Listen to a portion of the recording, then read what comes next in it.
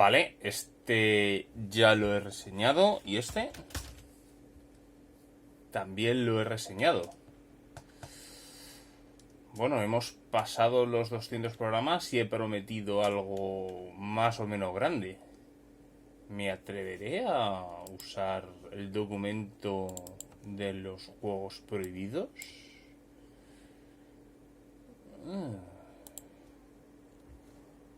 ¿Por qué no? ¿Qué es lo peor que podría pasar si reseño este juego? La llamada de Tulu lo vamos a dejar. Es un tema un poco polémico, pero puede ser el turno de este. Vamos a entrar en la bóveda a buscarle. ¿Dónde estará? ¿Dónde estará? ¡Oh! Podría reseñar uno de los juegos en A5. Siempre es divertido. Son juegos cortos y que se analizan bien. Pero no. ¡Oh! Aquelarre también podría analizarlo. No. Vamos a por el juego que no debe ser analizado. Bueno, va siendo la hora. Mucho tiempo llevo esquivándote. ¿Cuántos suscriptores me vas a costar? En fin, vamos a ello. El hombre olvidó. Nadie recuerda por qué. Esa fue nuestra maldición y nos encontramos en un nuevo mundo. Hoy, en A las pantallas, el juego innombrable. Anima Beyond Fantasy.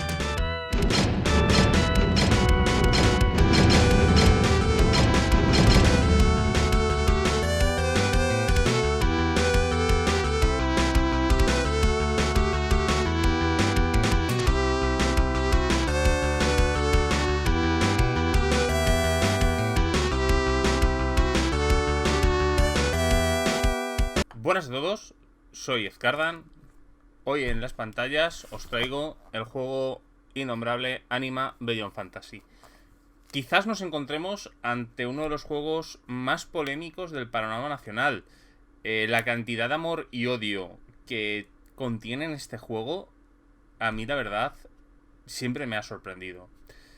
Os voy a decir una cosa, a mí me gustó mucho Anima, lo dirigí mucho.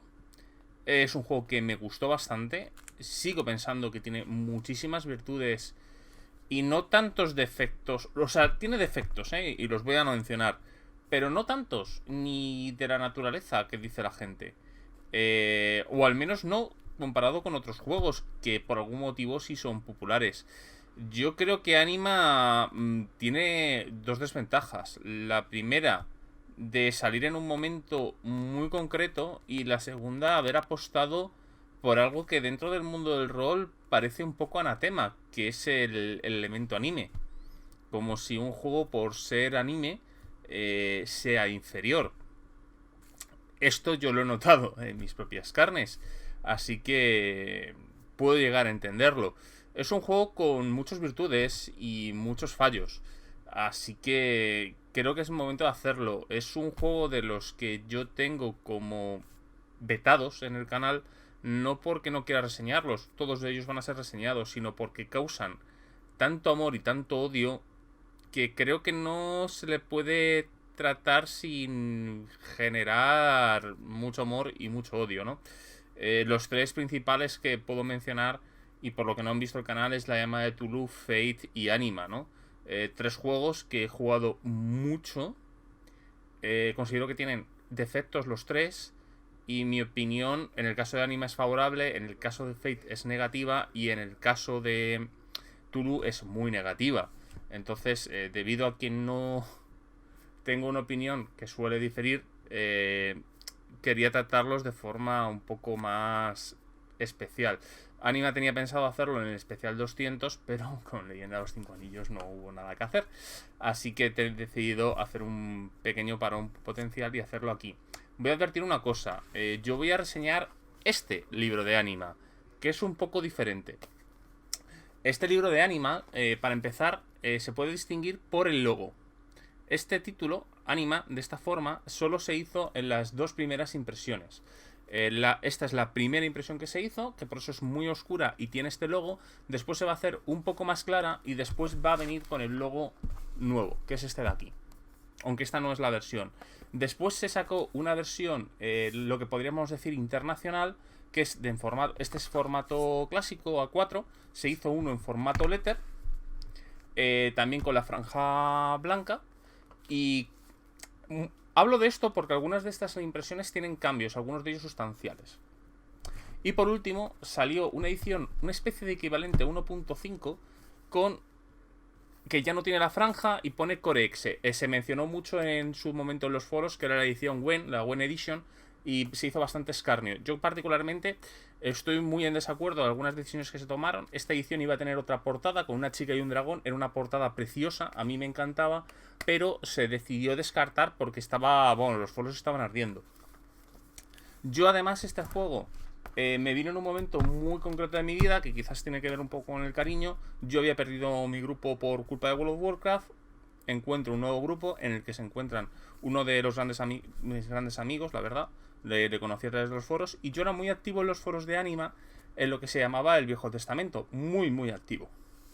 Y me llama la atención porque, claro, yo usaba el nick viejo, el nick que usaba en los 90 y a principios de los 2000, que sigo manteniendo en la cuenta de Edge. Y me llama la atención porque nadie me reconoce, ¿no? Que es una de las cosas que me hacen gracia. Pero eso es una pequeña batallita que tiene poco que ver. Así que bueno, vamos a mencionar este. Ya os digo, me voy a centrar en la edición original, en la primigenia. Si queréis que haga una reseña concreta de los cambios creados en esta edición, comentármelo y haré un vídeo aparte, no de un propio a las pantallas, sino un vídeo aparte mencionando un poco los cambios y las polémicas varias que hubo sobre Anima, que creo que es interesante porque ha habido una reescritura de la historia muy seria, particularmente. Bueno, mi libro está súper destrozado, por cierto, está hecho trizas de lo mucho que lo utilicé. Así que bueno, vamos al lío, a ver qué nos podemos encontrar en este juego. Yo, por cierto, lo tengo firmado por el autor, que le llegué a conocer. Le conocí aquí en Madrid, le conocí también en los torneos Hells que se hacían en Córdoba. Pero bueno, tenemos el capítulo de introducción. Es un capítulo súper clásico de qué va este juego, qué es Anima, cómo se un ejemplo de partida, el glosario, la mecánica básica del juego. La mecánica básica del juego es tirando un dado de 100 y sumando la habilidad. Es fácil, pero no lo es. Por el propio hecho de cómo está creado este sistema. A ver, es un sistema creado a principios de los 2000, probablemente testeado y diseñado en los 90 y se le nota muchísimo. Y es un poco pesado de calcular, aunque no por lo que la gente lo cree. A ver, esto es como todo. Hablaré de ello cuando entre más en el sistema. Porque es una de las grandes pegas que tiene este juego y por el que la gente no le sienta muy bien. Después tenemos el libro del jugador. El libro del jugador empieza con la creación de personajes. Bien, la creación de personajes en Anima es muy particular. Se hace con puntos de creación y tienes unos 600 puntos de creación. A Anima se le ha dicho muchas veces que tiene un sistema de creación bastante complejo. Realmente no. El sistema es, para mí, especialmente sencillo. No tiene ninguna complicación y tiene muchas cosas muy mejorables. Pero la complicación no es otra. Lo que pasa es que es uno de estos juegos en los que puedes diseñar, sacarte el máster en arquitectura de ficha. Y puedes incluso necesitar una ficha de Excel. Pero en realidad no la necesitas. Lo que pasa es que al ser un juego en el que puedes hacerte mal el personaje, esto no hay muchos juegos que puedas hacerte mal el personaje, pero Anima se encuentra entre ellos. Y hacerte mal el personaje no es un problema, salvo que en la mesa alguien se lo haya hecho bien. En el que notas como que eres inferior, como que estás muy por debajo de la potencia de lo que deberías de tener como personaje jugador. Y eso es un grave problema. Bueno, lo lamento, una ambulancia ha decidido que era, o coche de bomberos, ha decidido que era un buen momento para pasar. Como todos los juegos que se pueden hacer mal, puede haber un problema. Y además, Anima es uno de esos juegos que traen a una serie de jugadores que, como he dicho, sacan el máster en la arquitectura de ficha y están más preocupados en conseguir poder hacer durante la creación del personaje el Frozen Oblivion. El Frozen Oblivion es una broma de los foros muy antiguos de Anima, que es una técnica capaz de matar a la criatura más fuerte del juego de un solo golpe.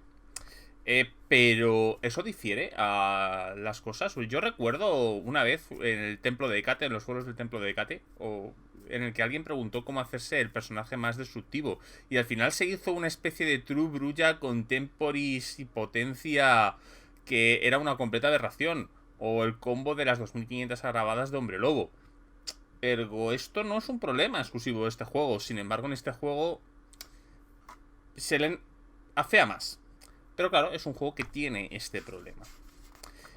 Y ya os digo, la creación de personajes se hace con una serie de puntos, invirtiendo en una serie de elementos de la ficha. Puntos de magia, habilidades, habilidad de combate, habilidades mágicas y otro tipo de elementos. ¿Qué pasa? Muchas de estas cosas, la inversión se hace a través de una serie de plantillas. Bueno, también tienes una serie de virtudes y defectos. Es un juego, en este punto, súper clásico. No difiere de otros juegos de la época, en el que tenemos nuestras ventajas, tenemos nuestras desventajas, tenemos, por ejemplo, ciertos elementos concretos y un par de cosas un poco antiintuitivas, como por ejemplo las habilidades que superan cierta cantidad o los atributos que superan cierta cantidad, que tú no puedes sacarlas si no has sobrepasado los límites humanos. Es una desventaja como muy mecánica, como muy abstracta y además depende, ¿no? Porque solamente pasa para lo físico, pero no para lo mental. Son una de esas cosas que afean un poco el sistema y que no tienen, de hecho, mucho sentido de diseño. Bueno, de diseño sí lo tienen, pero que por qué unas sí, otras no. Depende además de cómo me levante ese día por la mañana. Es un poco raro. Además tiene un sistema de subida de niveles en las que vamos consiguiendo ciertas cosas y en el que vamos consiguiendo cada vez más puntos, ¿no? Hay, por cierto, una variante nivel 0 en que en lugar de hacernos la ficha con 600 empezamos con 400 puntos. Además hay cosas que dejan un poco al amparo del director de juego, ¿no? Como que te dicen que no puedes tener, que no tienes no tienes acceso completamente a tus vías de magia o a tus puntos de ki, ¿no? De maestría marcial, ¿no? Que es como se consiguen las técnicas tipo bola de dragón. Pero tampoco te dicen un sistema, meramente te dicen que las vas consiguiendo poco a poco. Esto se va a poner en la pantalla, en realidad. Pero tampoco es un sistema que quede bien. O sea, es como que se dice como un elemento de abstracción, pero no te dan reglas asociadas. Y de hecho esto provocó muchas discusiones en los foros, ¿no? Y bueno, las discusiones en los foros de este juego, por cierto, son muy peregrinas, ¿eh? Yo que viví gran parte de la época, bueno, tiene su aquel. Después, bueno, estas fichas vamos a hacer respecto a unos arqueotipos, pero te los describen después. Después vamos a decidir el tipo de alma que tenemos. Lo habitual es que sea humana, pero podemos tener almas no humanas, porque en el mundo de Anima hubo criaturas sobrenaturales, tipo elfos y tal, aunque son un poco distintos, pero muchos recuerdan, ¿no? Por ejemplo, tenemos el Sylvain, que es el elfo de la luz, el Hayan, que es una especie de como de minotauro, el Dayanin, que es una especie de seres que se fusionaban con las sombras o algo así. Además son personajes muy anodinos y que casi pueden como eliminar los recuerdos. Los Ebudan, que es una especie de seres alados, ¿no? Con una religión que recuerda un poco al budismo. Los Daiman, que son una especie de hombres animal, no tipo gato, zorro, o los Druxaris. Druxaris es como la raza, es el Drow de esta ambientación, de hecho es el Drow.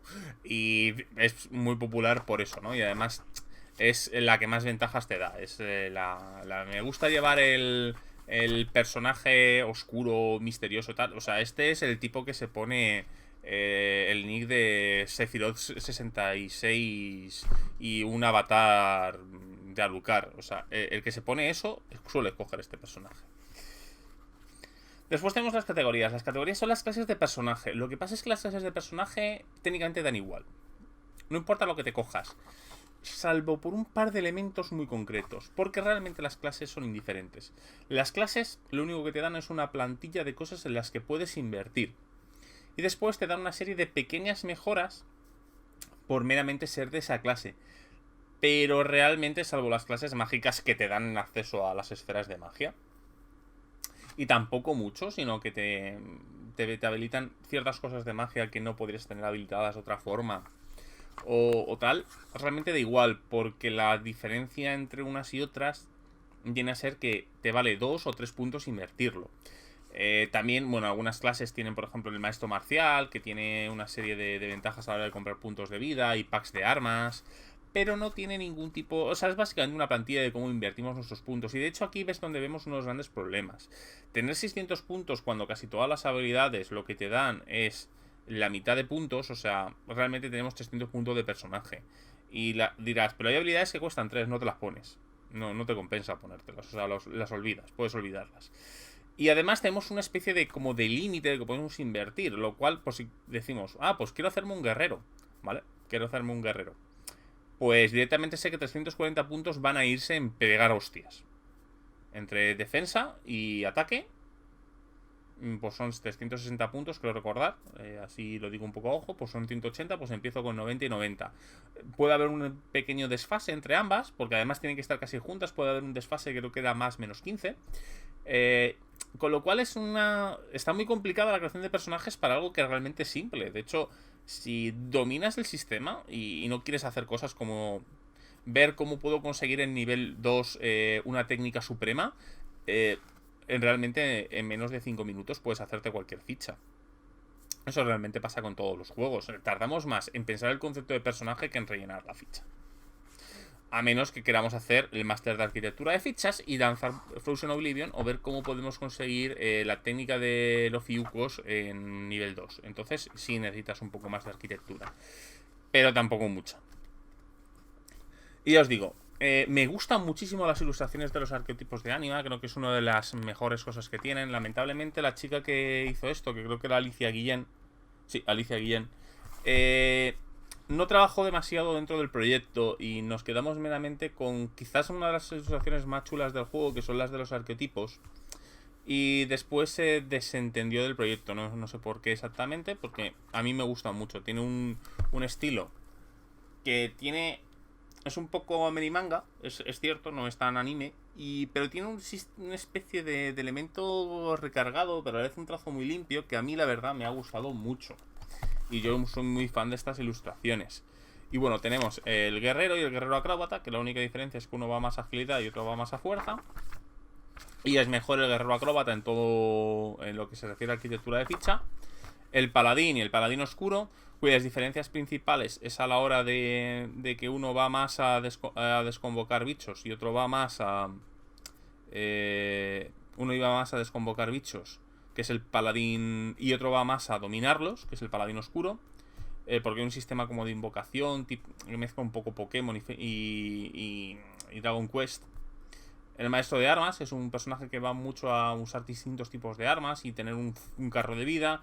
El tecnicista, que es el cuando sabes jugar lo que quieres llevar. Todas estas clases dan igual, son muy marciales, pero el tecnicista, cuando sabes jugar, descubres que es la que te permite hacer las virguerías.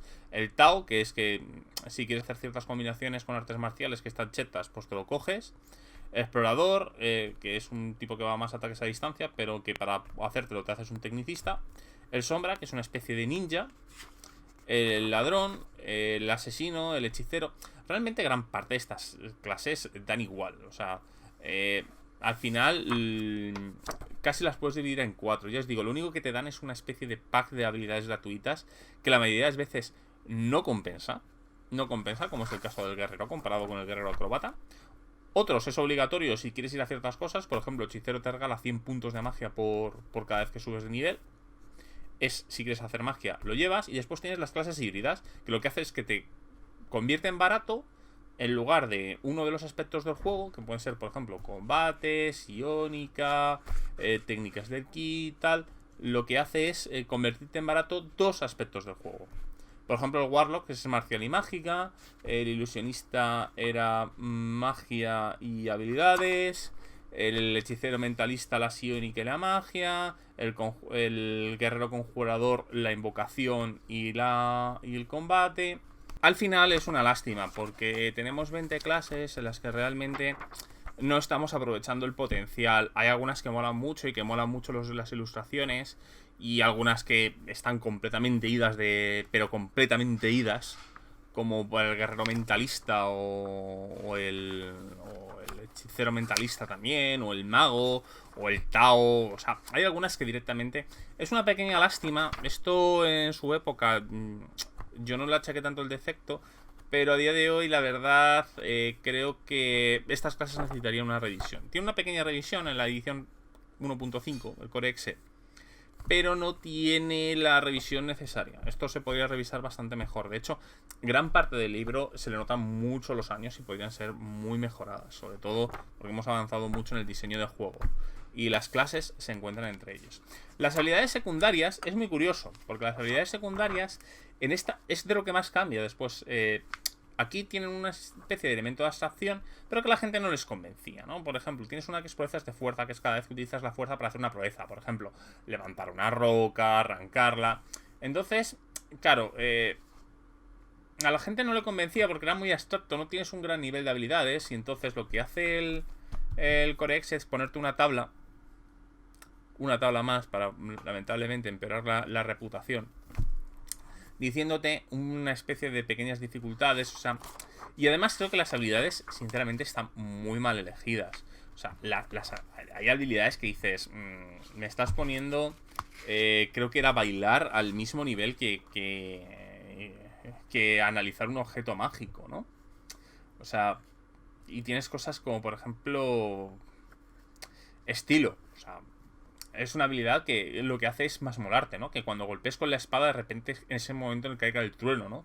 O que cuando abras una puerta, de repente aparezca la luz del sol. O sea, tiene ciertos elementos que apuntan muy buenas maneras, pero yo creo que no termina de ser una buena selección de habilidades. La mayoría de ellas son callejones sin salida. Y de hecho, no merece gran parte de vida ponértelo. De hecho, una de las mejoras que tiene la siguiente edición es que tú escoges como 5 habilidades favoritas y te van dando puntos gratis cada vez que subes en estas habilidades. Porque realmente nadie invierte en ellas. Inviertes en ellas exclusivamente porque es obligatorio. Y es obligatorio si no te haces una clase mixta. Si te haces una clase mixta, puedes llegar a esquivarlas. Y creo que es una lástima. Creo que es uno de los puntos más serios a mejorar. Pero bueno, la selección, ya os digo, tampoco es muy buena. Después tenemos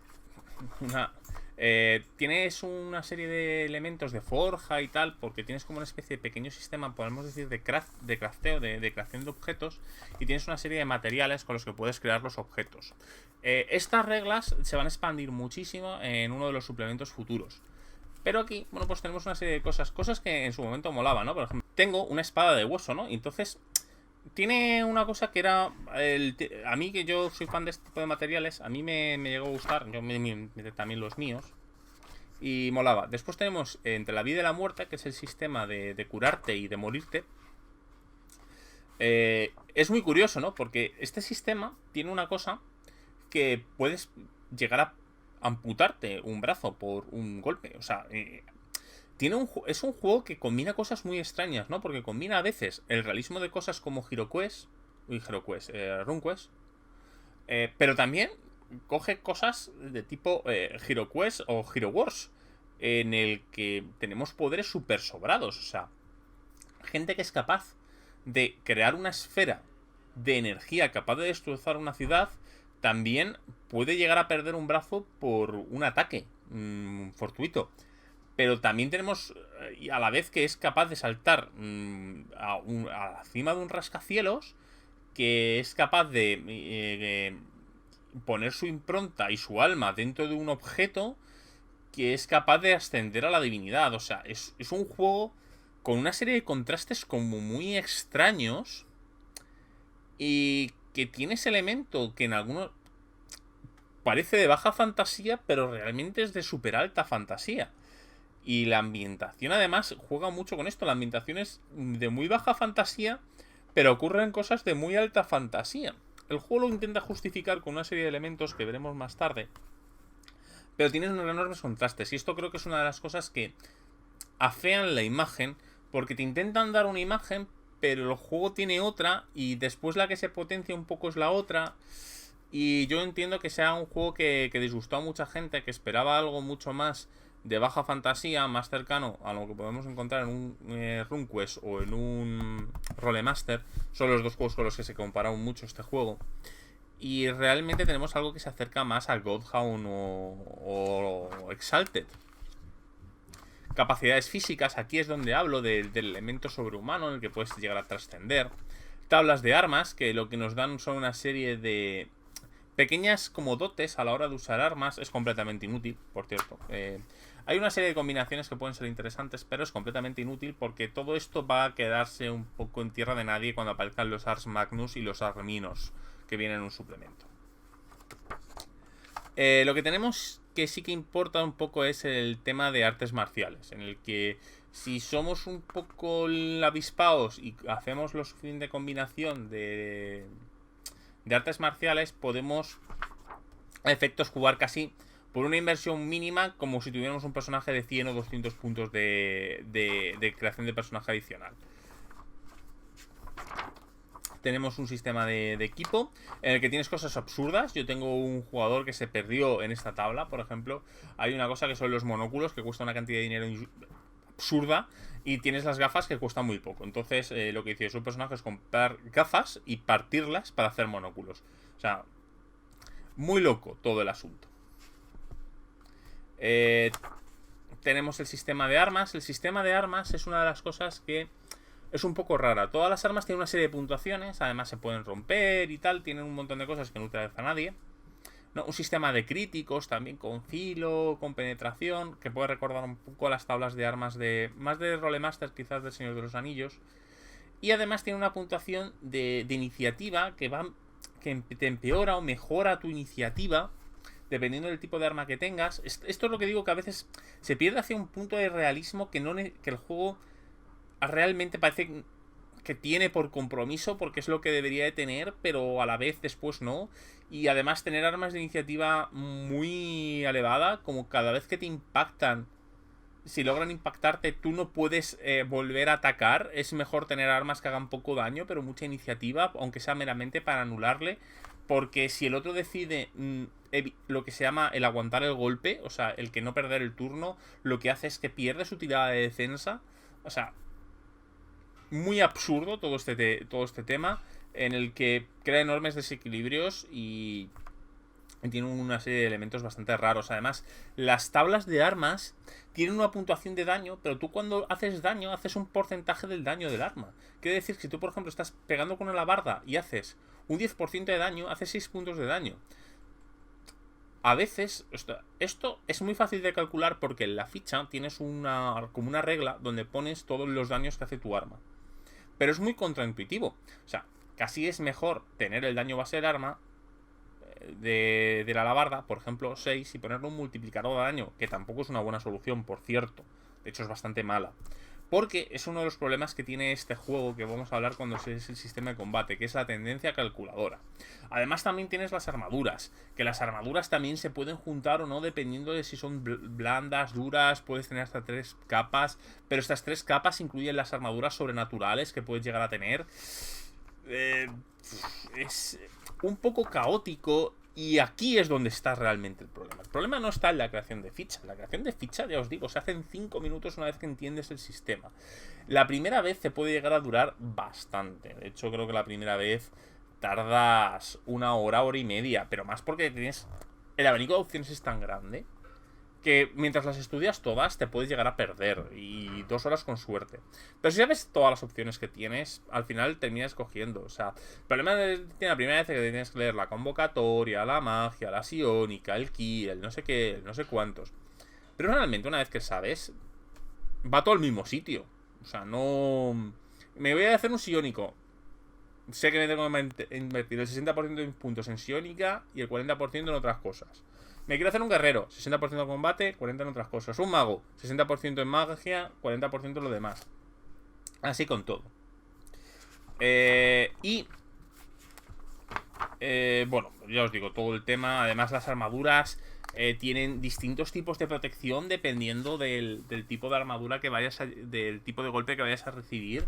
Porque no es lo mismo una tirada de armadura contra contundente y tal. Todo esto podría llegar a ser bastante eliminado y técnicamente reducir a 2 tipos o 3 tipos de armadura, que es la armadura física, la armadura elemental y la armadura energética, en el que una te protege contra todo tipo de daño general de magia elemental, frío, calor, electricidad y tal, energética, una especie de armadura universal para todo lo que no entre dentro del tipo anterior, y la física para todos los ataques físicos. Pero aquí tenemos 6 tipos de protección, y lo interesante es intentar llegar a lo mayor posible. Pero claro, las armaduras penalizan mucho, así que al final terminas tirando casi de armaduras muy ligeras y armaduras sobrenaturales. A menos que lleves un personaje muy chapado, pero un personaje muy chapado tiene la desventaja de que apenas va a poder atacar, porque la armadura sigue restando la iniciativa. Y la iniciativa, por cierto, no es una iniciativa fácil de calcular, no se calcula, tengo iniciativa 10, tengo iniciativa 20, no, aquí tengo iniciativa 237. Lo cual es una de las cosas un poco complejas del sistema, no difíciles, es compleja. ¿Por qué? Porque el sistema de combate, aparte de habitualmente está sumando y restando, incluso multiplicando números de 3 cifras. Ergo, tienes que tener, en mi caso, era un jugador encargado de la calculadora. Cuando tienes esto, el sistema va de lujo. O sea, porque dices, saco, por ejemplo, 96 en el dado, sumas 235 de mi habilidad de no sé qué, restas 100 de la habilidad defensiva del otro, más 76 que ha sacado los dados. ¿Cuánto es el total? Más no sé cuántos. Lo miras en la tabla y ahí te dice cuánto daño has hecho. Y esta es una de las cosas que crean la mala reputación de Anima. La tabla de daño. Pero es la única tabla real del juego. Es un juego que le acusan de tener muchas tablas y realmente la única que usas es esta. Y es tremendamente fácil. Tiene una fórmula muy fácil de aplicar. De hecho, en la edición revisada te ponen la fórmula. Lo que pasa es que la fórmula, entre la que la calculas, es más fácil encontrar la coordenada en esta tabla. Pero claro, la pregunta es, ¿necesitamos un juego con esta tabla en realidad? En la época estas cosas eran normales. A día de hoy puedes solucionarlo de forma mucho más elegantes y mucho más adecuadas. Esta tabla incluso incluye cosas como el contraataque, porque si tú sacas puntuación negativa, el otro tiene derecho a contraatacar con un bono. Es un sistema de combate como muy realista, pero tremendamente pesado de aplicar y que al juego le queda bien, pero a la vez le queda mal. Es un sistema un poco raro. Y para mí es uno de los grandes defectos que tiene el juego. De hecho, también al lado tienes la tabla de daños calculados. Esto es porque, claro, como la tabla te da un porcentaje y lo que tienes que calcular es el porcentaje de daño del arma, lo que os he dicho. Un arma de 60 que hace un 20% hace 12 puntos de daño. A ver, aquí tienes la tabla para calcularlo rápido. Muchas veces no es muy difícil de calcular, sobre todo cuando tienes un 60, pero por ejemplo cuando tienes un 45 a lo mejor tardas 2 segundos más y la tabla te ayuda. Al final lo que realmente utilizas es la regla que tienes con tu personaje, porque tienes la regla con tus poderes aplicados, con tus modificadores de fuerza, con tu tal. O sea, tiene su aquel, lamentablemente. Tienes además una serie de maniobras que puedes llegar a hacer, como presa, desarmar, con sus propios bonificadores y negativos. Con sus bonificadores y negativos por estar ciego, por estar en una posición superior, porque estés a oscuras. Todo ese tipo de cosas que D&D ha decidido eliminar con el sistema de ventaja y desventaja, pero que en la época era tremendamente normal y lo considerábamos normales. Pero que a día de hoy da un perezote tremendo hacerlo. Es como comprobar las dos tablas de modificadores de Pathfinder. No las ves porque es un coñazo. O sea, hemos cambiado este tipo de tendencias pero en la época eran normales y los consideramos estaban muy bien, eran muy intuitivas, eran relativamente fáciles para la época. Pero a día de hoy ha evolucionado bastante mal. Tienes combates con opciones a distancia, sistemas de críticos, que es lo que puede hacer que pierdas un ojo, un brazo, te decapiten de una te pueden decapitar de un golpe, ¿eh? Y aquí no hay un sistema de resurrección tan al uso. Tienes pifias, puedes usar habilidades mágicas como escudos temporales, tanto para las armas. Las armas pueden llegar, por ejemplo, puedes llegar a batear una bola de fuego. O sea, tiene un montón de cosas súper chulas que le da ese toque de anime que tiene Anima, pero con un elemento de complejidad que quizás se podría arreglar de otra forma.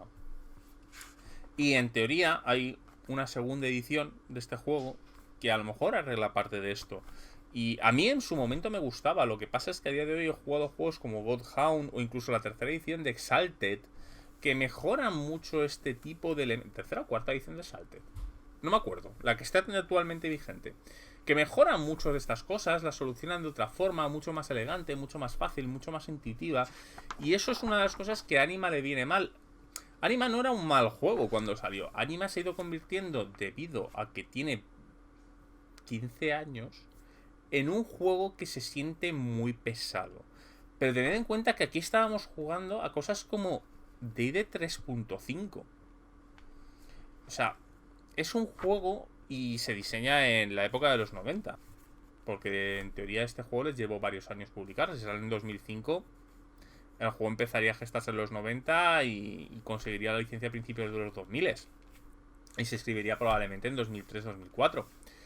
Entonces, en muchas ocasiones, claro, es que es un juego que viene de lo que viene. Es que estábamos jugando cosas como Aberrant en la época, ¿no? Un juego en el que tienes que cederle a tus nietos el terminar tu tirada de combate. O sea, tiene su aquel. Después tenemos una de las cosas que vuelven realmente complicada, que son los subsistemas sobrenaturales. Anima tiene varios. El primero de ellos es el Ki. El Ki es lo que te permite hacer las habilidades tipo Dragon Ball o Naruto, ¿no? En el que tienes una serie de habilidades Ki pasivas, cosas como, por ejemplo, extender parte de tu alma a tu arma, de forma que puedas parar, por ejemplo, bolas de fuego, por ejemplo, cortar unas cadenas mágicas.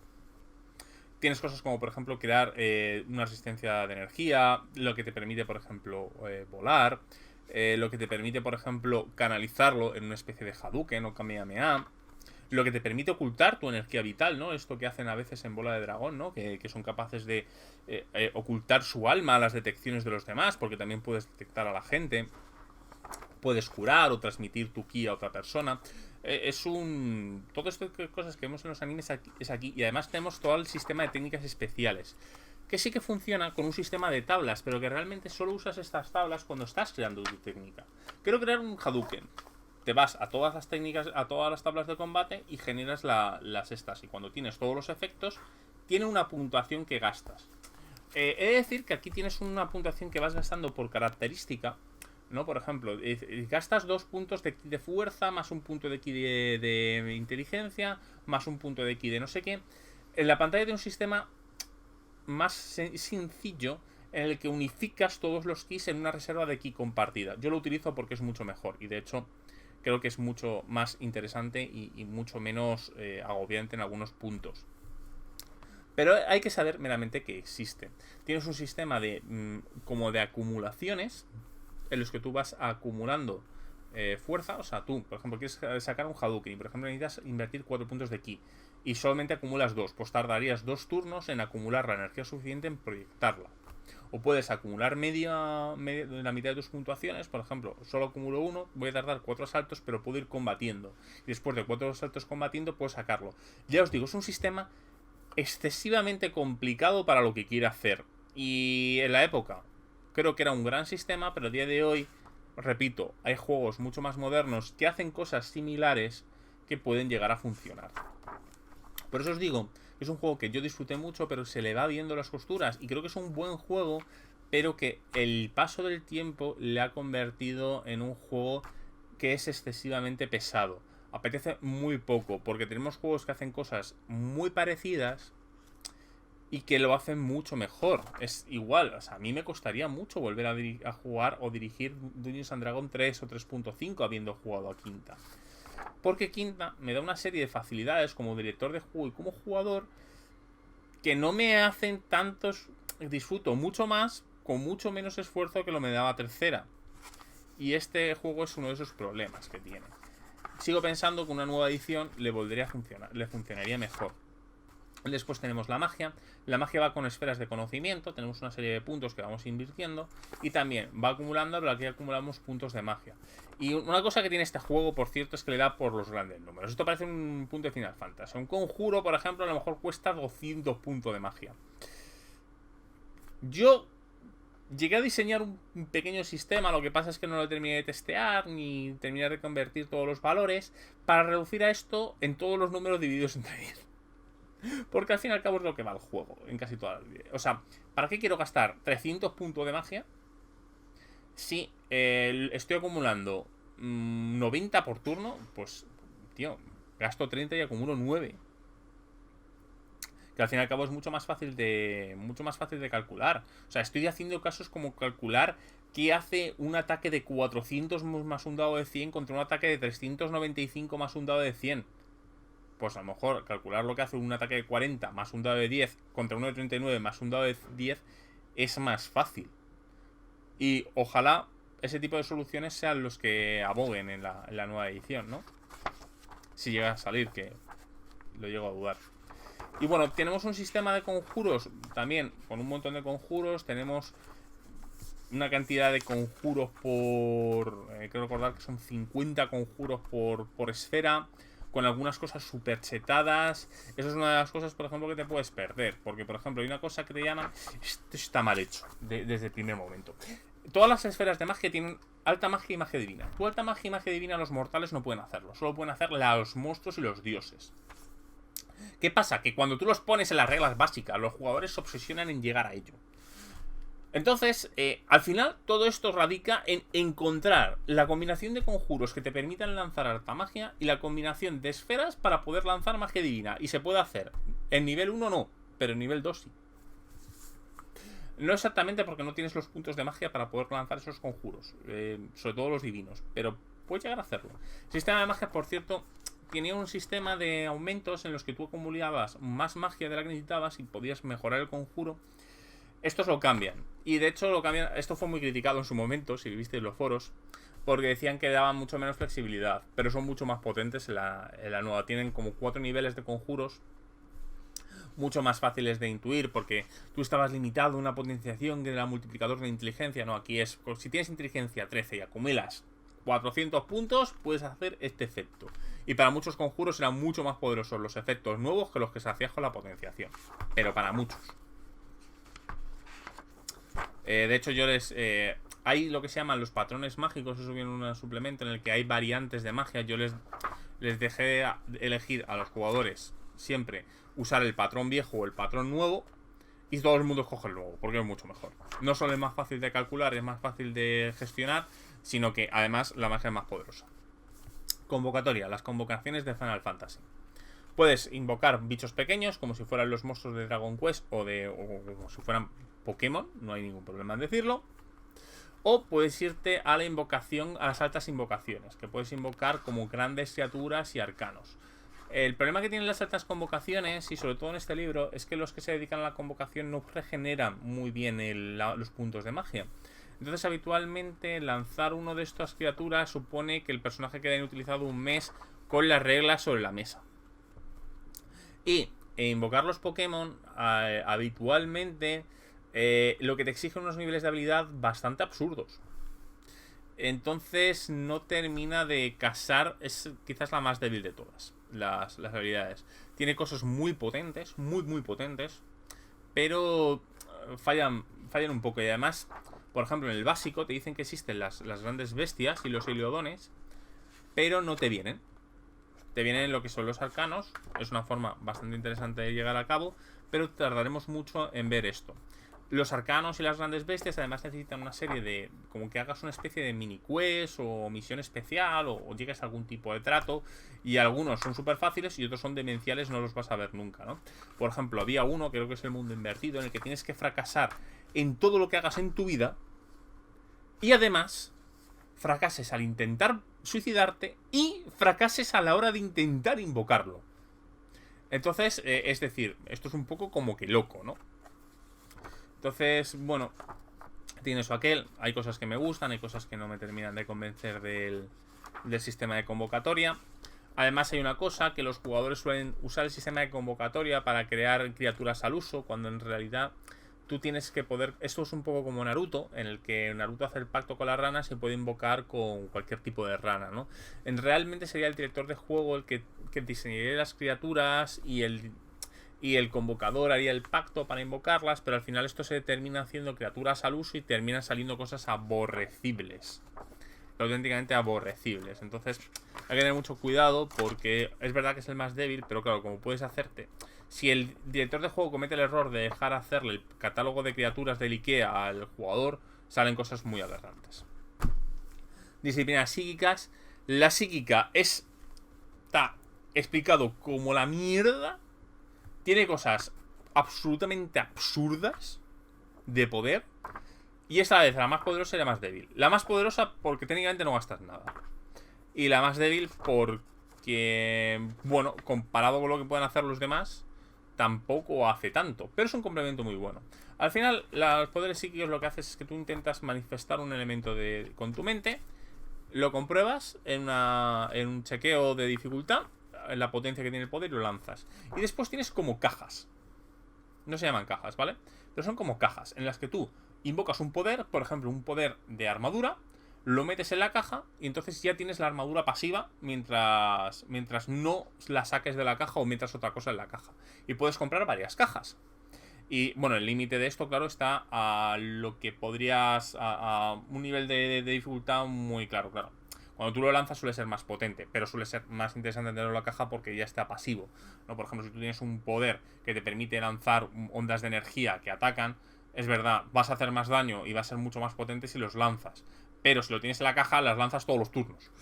Entonces, y además tiene eso, lo lanzas todos los turnos, no tienes que hacer las acumulaciones. La invocación tampoco tienes que hacer las acumulaciones, te consume la criatura, es como si se llevara todo tu Zeon, que es como se llaman los puntos de magia, el maná. Pero bueno, ya os digo, bastante loco. Después tenemos estados y accidentes, este tipo de cosas que importan mucho hasta que dejan de importar, porque al final luego todo el mundo se vuelve inmune. Tienes un montón de venenos, incluidos venenos que te matan en el instante, pero llegado a cierto momento dado pasas las tiradas solas. Es el típico capítulo en el que dices, ostras, ¿qué pasaba cuando alguien se caía desde un segundo piso contra un charco en el que acaba de lanzar un relámpago y está electrificado? Pues este sería el capítulo que tendrías que mirar. Yo te digo, al final todo el mundo termina siendo inmune a estas mierdas. Porque, vuelvo a repetir, Anima tiene un reglamento como si estuviera pensado para un juego muy realista, pero después el sistema de poderes y las aventuras que te dan, la opción, son muy de alta fantasía. Y a mí me llama más la parte de la alta fantasía que la parte distinta. De hecho, tienes un sistema de envejecimiento. Puede llegar a tener sentido cuando hay un montón de conjuros y cosas que te pueden hacer envejecer. Y por último, si va el sistema de experiencia, que va principalmente por hitos. Tú compruebas cuáles son los hitos que has logrado en la aventura y consigues X puntos de experiencia, que van a ser entre 0 y 60 px. Y a continuación, ya sí llegamos al capítulo del director de juego. El capítulo del director de juego quizás es bastante interesante. No me lo esperaba. Mucha gente, este capítulo del director de juego te lo vendería aparte. Porque tiene un montón de cosas. Aparte de que te vienen un montón de consejitos para dirigir Anima, estaban bien en la época, aunque he de decir que a día de hoy pues no son muy allá. Por ejemplo, te hablan de los 3 tipos de juego, en el que tengas el término medio, en aventuras más mundanas o aventuras más mágicas. El problema es que, tal y como está hecho el sistema de Anima, al final terminas jugando alta fantasía. Puedes retrasarlo, pero no mucho. Te cuenta la historia de Gaia, en el que, bueno, Gaia es un mundo en el que los hombres cometen una especie de pecado muy raro y se olvidan de todo lo que ha pasado, ¿no? Y empiezan como de nuevo. Pero hay una organización que se llama el Imperium, que lo que hace es ascender de nuevo a la nueva humanidad, regalando una especie de tecnología onírica super chunga, que era el Imperio de Solomon.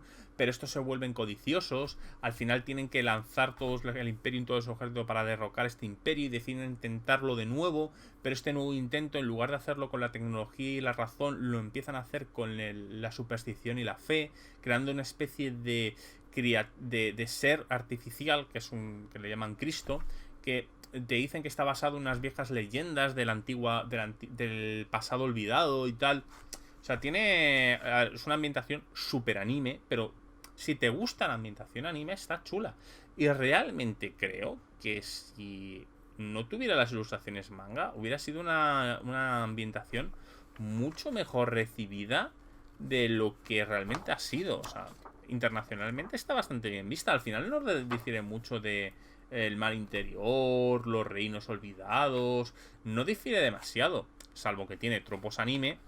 Como por ejemplo, bueno, aquí no viene, pero hay un lugar que tiene un parque de atracciones, ¿no?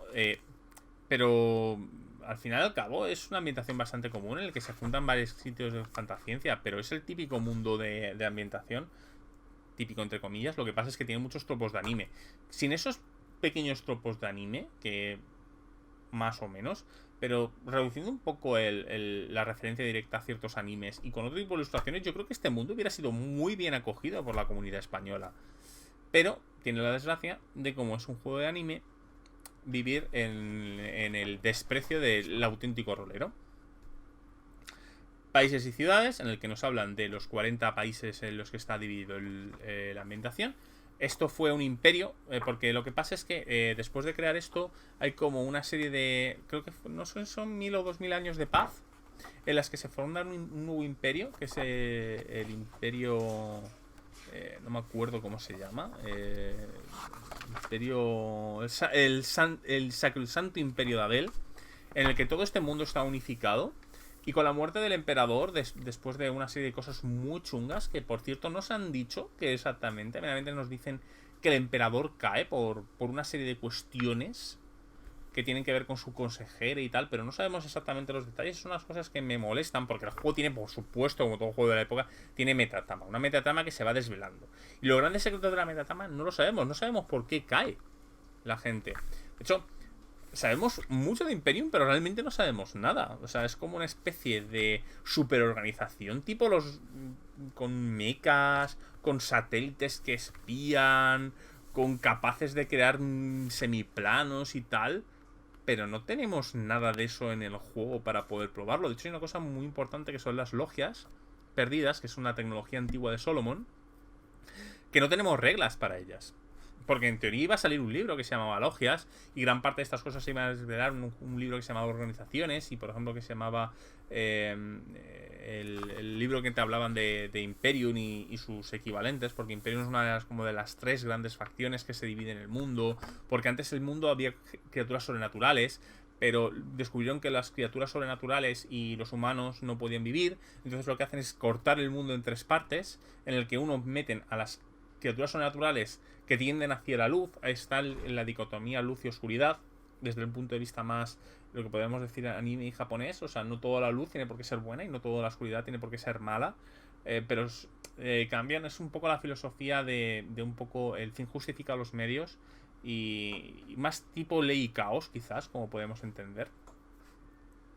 Y lo que hacen es dividirlo. En uno meten como las razas legales, otro las caóticas y en otro dejan a la humanidad, ¿no? Dividen, la humanidad se queda como el mayor trozo, pero no conocen que funcionan los otros 3, porque hay una serie de barreras mágicas que tú, cuando intentas circunnavegar el mundo, pasas de un lado al otro de la parte humana. O sea, tiene eso aquel, pero sin embargo esta barrera no es perfecta. Tiene como agujeros en las que hay como pequeños semiplanos en el que las cosas están como mezcladas. O sea, tiene cosas muy chulas en realidad, de hecho bastante interesantes de explorar, pero vuelvo a repetir, comete el gran pecado del rol.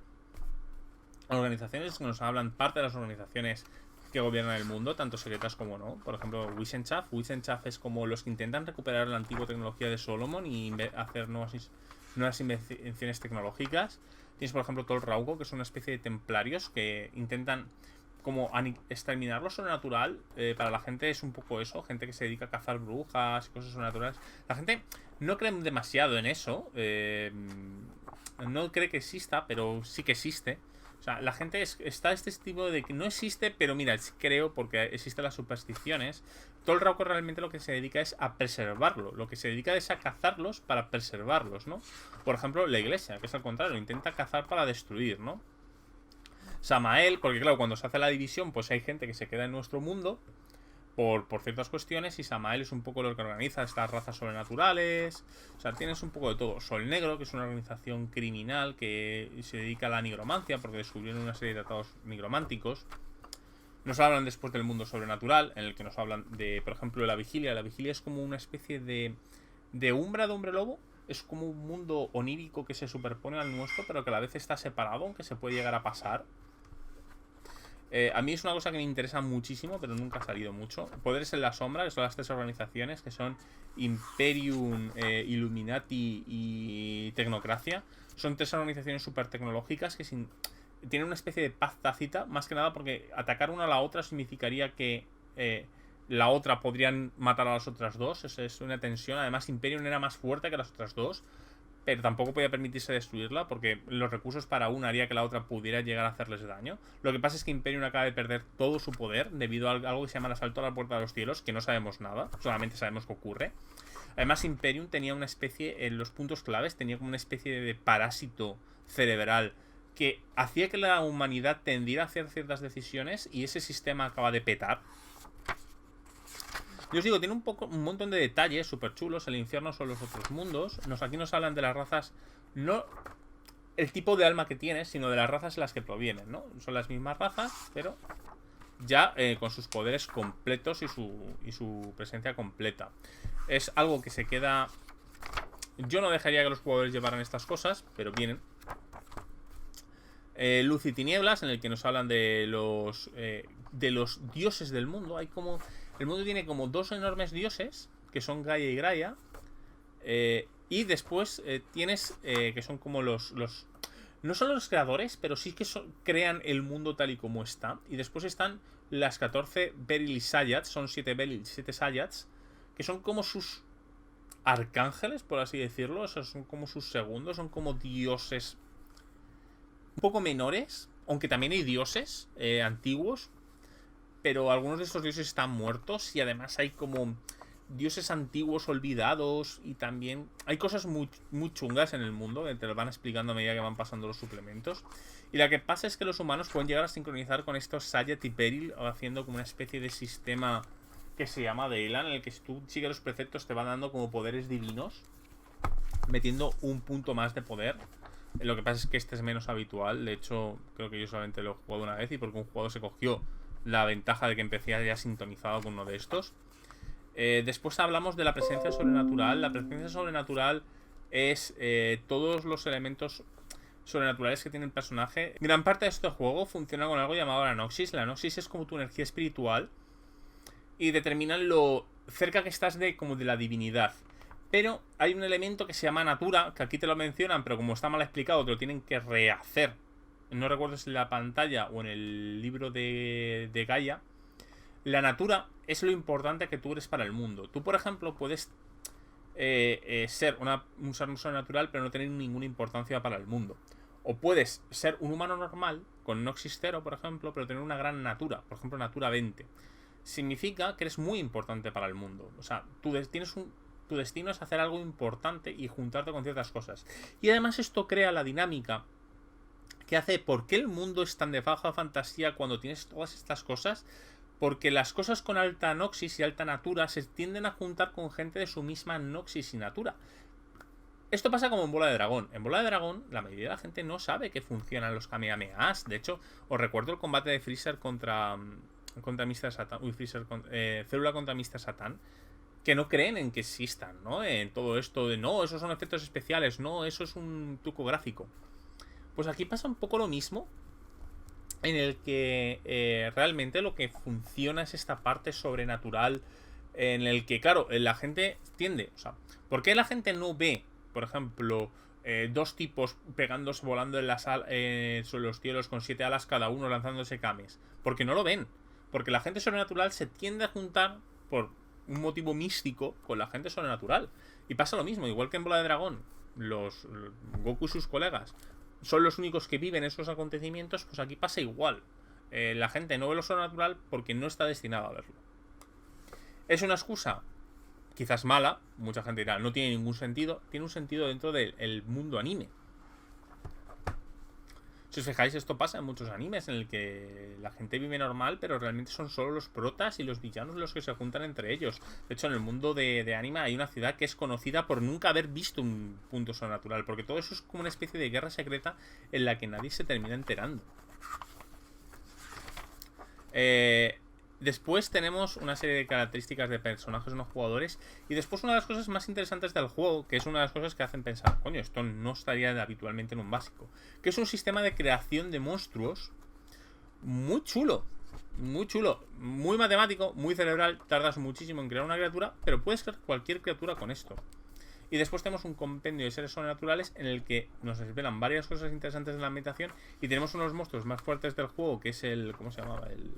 Una ciudad viviente rara, el Filisnogos. Que es el Frozen Oblivion que he hablado antes. Es como una especie de poder súper chungo de hielo. Porque este bicho es súper chungo de hielo y tiene la intencionalidad de matar a este tipo en un turno con un personaje de nivel 1. Se podría llegar a hacer. No se puede hacer porque con el suplemento del ki, uno de los bugs no puede aprovecharlo. Pero bueno, que lo haces en nivel 3, que tampoco cambia mucho. Es un bicho de nivel 16. Y después pues nos hablan de un poco de otras animas, que es llevar a otro tipo de ambientaciones o convertir ligeramente otros sistemas, como por ejemplo el de venta al sistema de anima. Ya os digo, un juego curioso. Y ya está, esto es todo. Ya os digo, como veis es un juego con muchos defectos, en el que se le nota sobre todo sus defectos vienen por los años, no porque en su momento fueran defectos de por sí. Creo que es un juego que tiene más mala fama, y yo he escuchado a mucha gente hablar mal de Anima y no ha leído este libro.